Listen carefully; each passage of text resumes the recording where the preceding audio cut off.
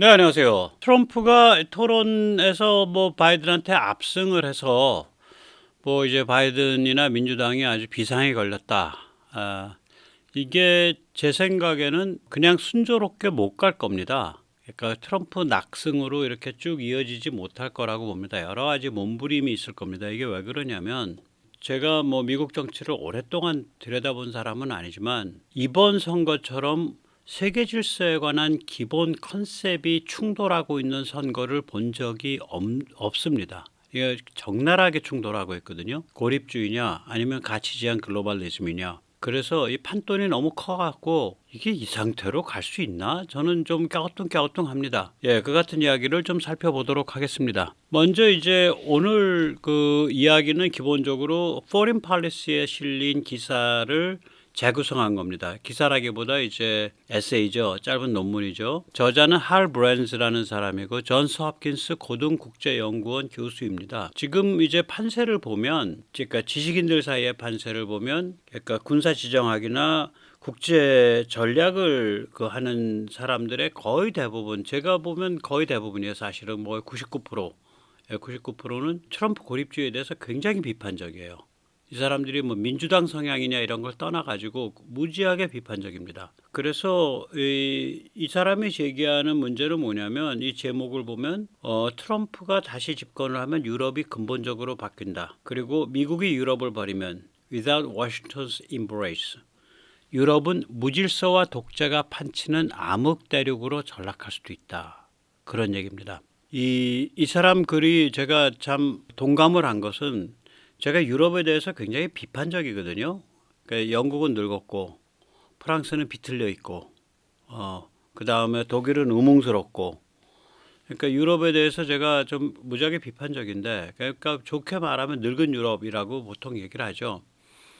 우리가 흔히 이제 우리 사회에 좀 못돼 먹은 좌빨이나 이런 사람들은 유럽을 대단한 인 것처럼 얘기하는데 진짜 좀 냄새 나는 그런 지역으로 저는 좀 편견이라고 말할 수 있을 정도로 유럽을 싫어합니다. 그런데 이 사람이 저랑 같은 관점에서 유럽을 보는데 이렇게 신랄하게 유럽을 비판한 경우를 못 봤어요. 유럽을 저주받은 암흑 대륙이라고 말을 해요. Cursed Dark Continent. 유럽을, 서유럽을. 그래서 이 신랄한 비판이 어디서 나오고 이런 관점에서 미국이 유럽을 버릴 때, 서유럽을 버릴 때 어떤 일이 벌어질까? 이 얘기를 오늘 좀 짚어보도록 하겠습니다. 이 유럽의 역사를 봐라. 이 사람은 거기서부터 시작을 합니다. 기본적으로 전쟁과 계급투쟁의 역사다. 그러니까 우리가 지금 보는 유럽은 평화스럽고 민주적이며 통합된 대륙인데 이거는 제2차 세계대전 이후 한 70여 년 동안의 예외적 현상이다.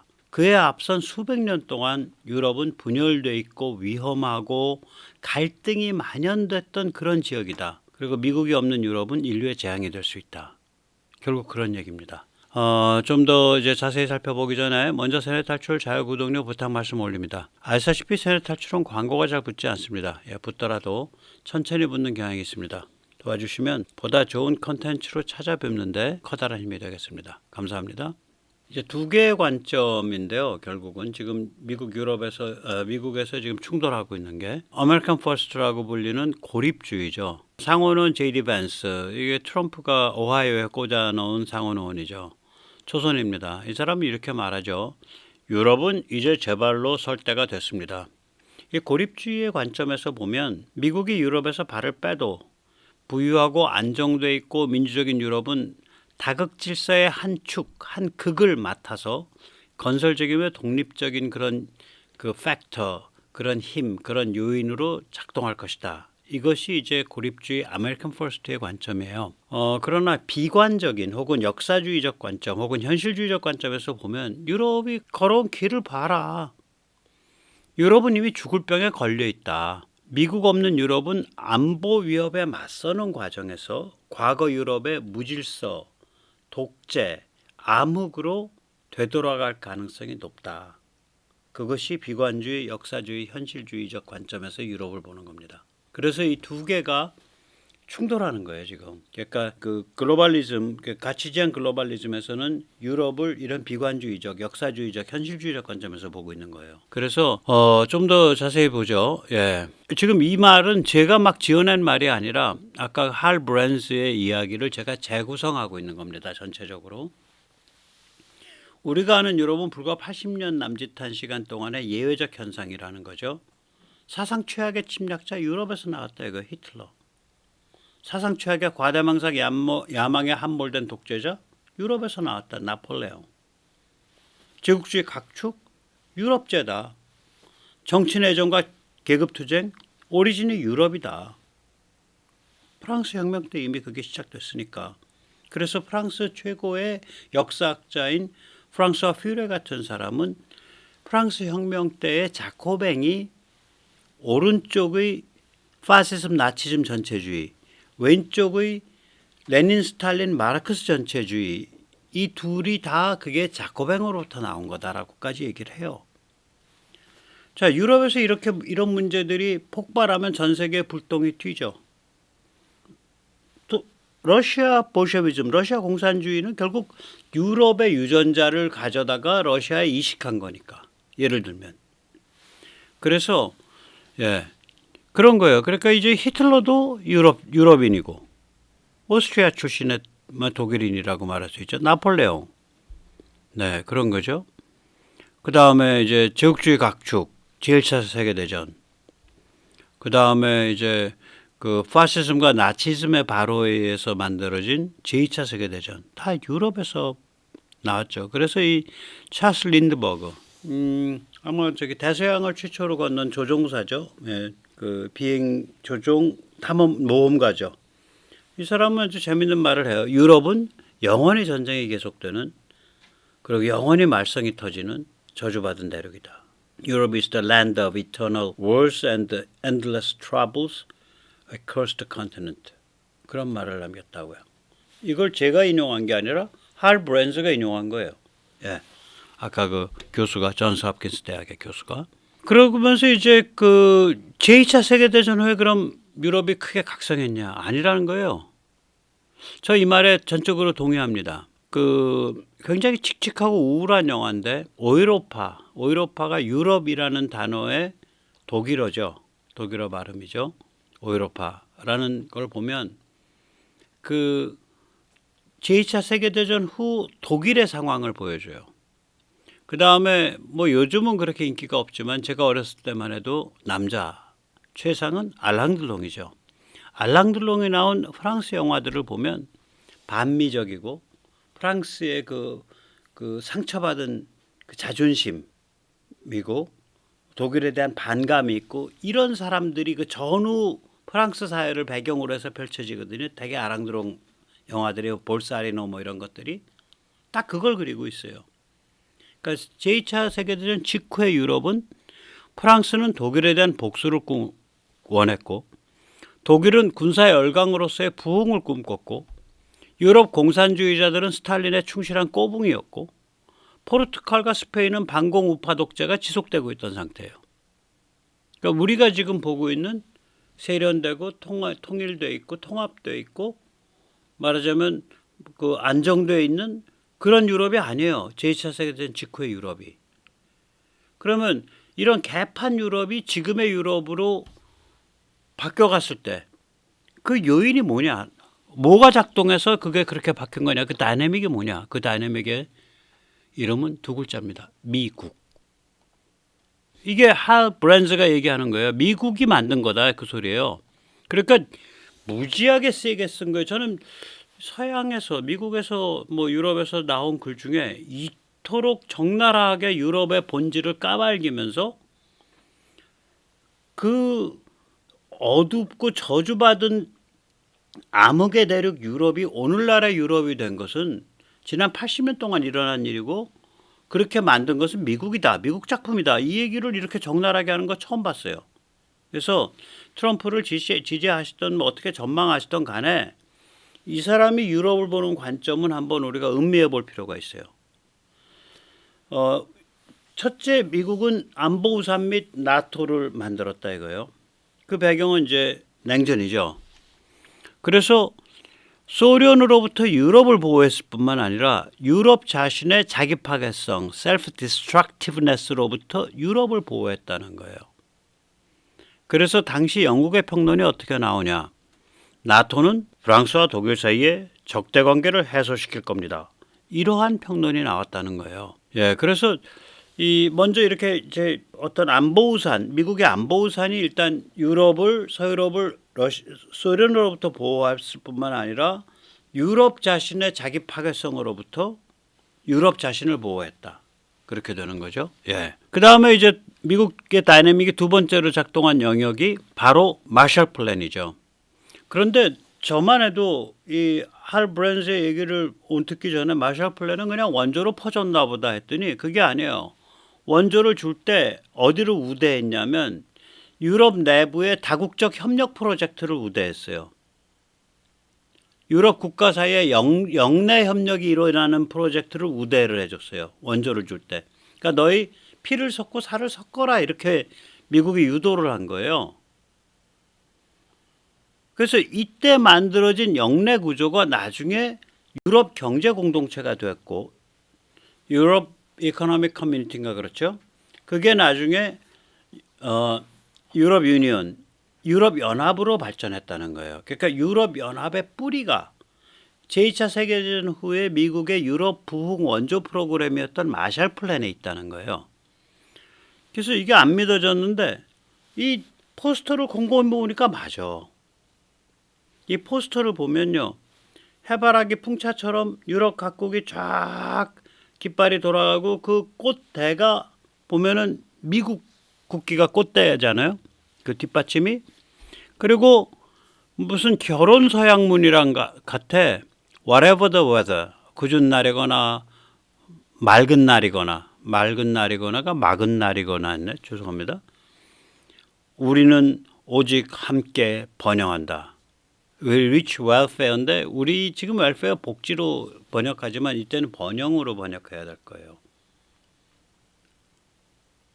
그래서 독일의 그 전후 부흥을 이뤄냈던 콘라드 아데나워 수상, 우리 박정희 대통령과도 그 많은 교감을 나눈 사람으로 보통 얘기하죠. 아데나워가 미국인이야말로 진정한 유럽인이다 그런 말을 해요. 이게 굉장히 우리는 이렇게 실감을 하기가 좀 어려운 말인데 우리 유럽인들, we Europeans라는 말이 19세기에 광범위하게 쓰입니다. 그때 유럽인들의 개념은 우리야말로 유일한 문명인이다. 뭐 북미의 그 좀 상스러운 애들 빼고 나면 그래도 문명을 이해하는 우리가 문명의 최선단에 서 있는 사람들이다. 그리고 우리는 격이 다르다. 클래스가 다르다. 그런 느낌을 줘요. We Europeans, 우리 유럽인들이라고 말을. 그런 단어들이, 그런 표현이 많이 쓰여요. 한 140, 50년 전부터. 그런데 자기들끼리 잡아주는 전쟁을 20세기에 두 번 벌리잖아. 그 정신이 붕괴해버리죠. 유럽 정신이 붕괴한 거를 나타내는 소설이 바로 1930년대 간전기 때의 20년대 말 간전기 때의 유럽을 나타내는 소설이 그 악명 높은 북회기선입니다. 북회기선이죠. 예. 그 북회기선이라는 말이 그게 이제 중의법을 가져요. 이중적 의미예요. 그 뭐 음탕하고 뭐 남녀간의 이상한 소돔과 고모라 같은 이상한 그 섹스 얘기 잔뜩 나오고 그런 책이죠. 그래서 판금당했었죠. 그 단어가 우리 말로 번역을 해두면은 북회기선 그러니까 지리적 개념밖에 안 나오는데 그게 그러니까 이 별자리가 개자리에 올 때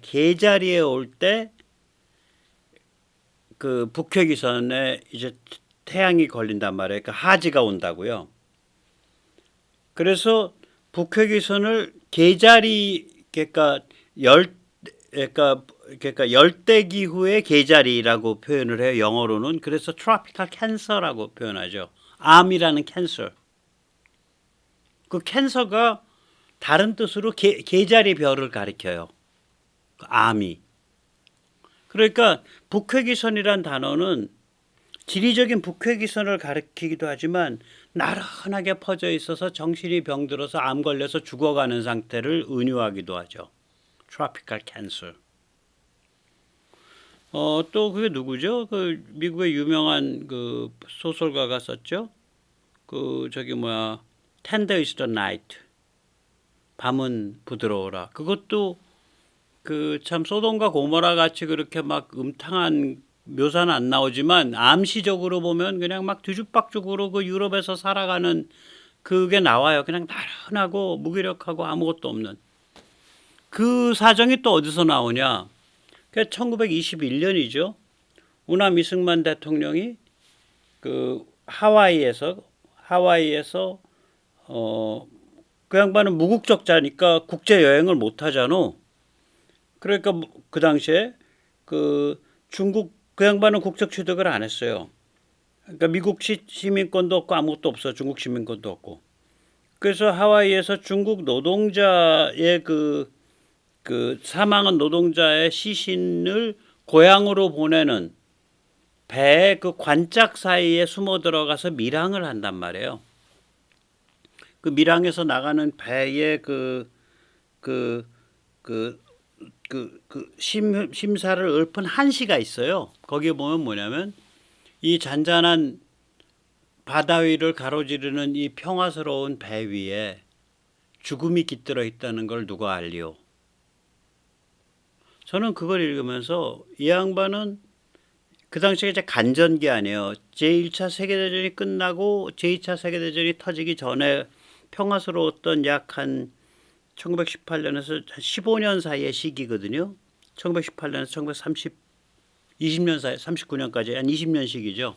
그 양반은 이제 전쟁 막 끝나고 그러니까 그때 이제 전체 분위기는 뭐냐면 우리 유럽인들, 위 유로피안들이 잠시 정신이 회딱 돌아가고 서로 잡아 죽이는 전쟁을 했지만 앞으로 이런 전쟁은 절대로 안 일어나. 우리가 진짜 값비싼 대가를 치르고 어마무시한 교훈을 배웠어. 뭐 이런 분위기일 때요.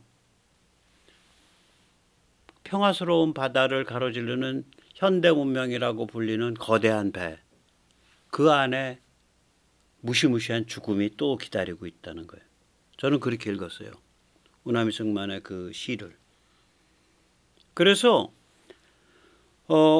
그러니까 유럽인들이 유로피안스라고 말을 할 때는 그런 그 회한, 그런 자긍심, 그런 부끄러움 이게 다 뒤죽박죽이 돼 있는 말이에요. 이게 1949년의 아데나워 발언인데 그러니까 야 유럽인들이 유럽인답지 못했는데 미국 애들이야말로 유럽인답구나 그 소리예요 이게. 우리는 입으로만 우리 유럽인들 위 유로피안스 했는데 실제로는 유럽을 우리가 그렇게 이상적으로 꿈꿔왔던 유럽을 하나로 엮어내는 건 미국인들이로구나.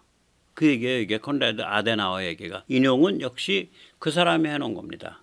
예, 할브란스가. 자, 세 번째로 그러니까 이제 미국의 작품으로 미국이 작용한 다이내믹. 첫째가 나토와 안보우산, 두 번째가 마셜 플랜과 영내 협력 체제 확립, 세 번째가 민주주의 권장이죠. 유럽 민주화 정책이라고요. 독일 민주화, 미국이 밟아서 된 거죠. 그러니까 미국이 안보우산을 제공하고 유럽 안보 지출 최소화시키고 유럽을 민주화시키고 유럽 복지 체제를 강화시켜 주니까 유럽의 급진좌파가 무력화되죠.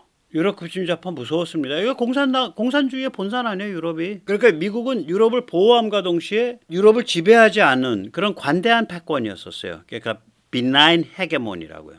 그리고 이러한 방식이 동구 공산체제 붕괴 이후 이 정책이 동유럽에도 적용된 거죠. 그래서 그 결과 저주받은 암흑대륙, 다크 컨티넨트, 이건 역사학자 마크 마조의 이야기라 그럽니다. 저주받은 암흑대륙이 지금의 평화스럽고 번영하고 통합된 EU 체제가 된 겁니다. 그래서 우리가 이제 유럽이 맞아 이랬어.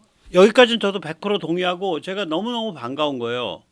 제가 유럽에 대해서 굉장히 저는 이제 뭐 말만 뻥끗하면은 프렌치 킹키네스 이런 말 하거든요. 그러니까 변태 프랑스. 걔들 변태야. 여러 가지 의미에서 변태예요.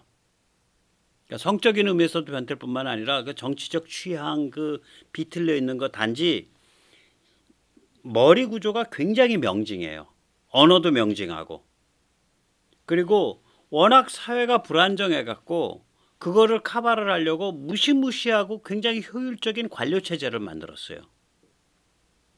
그래서 돌아가는 거예요. 그리고 조상으로부터 훌륭한 땅을 물려받았고, 그래서 어마무시한 관광 문화유산이 있고, 또 유럽 최고의 서유럽 최고의 곡창지대 농업 지역이기도 하고, 그 다음에 러시아 소련의 위협으로부터 지금 따지면 지금 러시아 위협으로부터 먼저 벨라루스, 폴란드, 독일, 그 다음에야 비로소 프랑스가 오니까 안보도 굉장히 잘 편안하고, 그리고 대서양과 지중해를 양쪽으로 다 끼고 있고, 아무튼 굉장히 그 여러 가지 환경에 축복받은 데요. 거기가 당연하죠. 제일 축복받은 데죠. 유럽에서.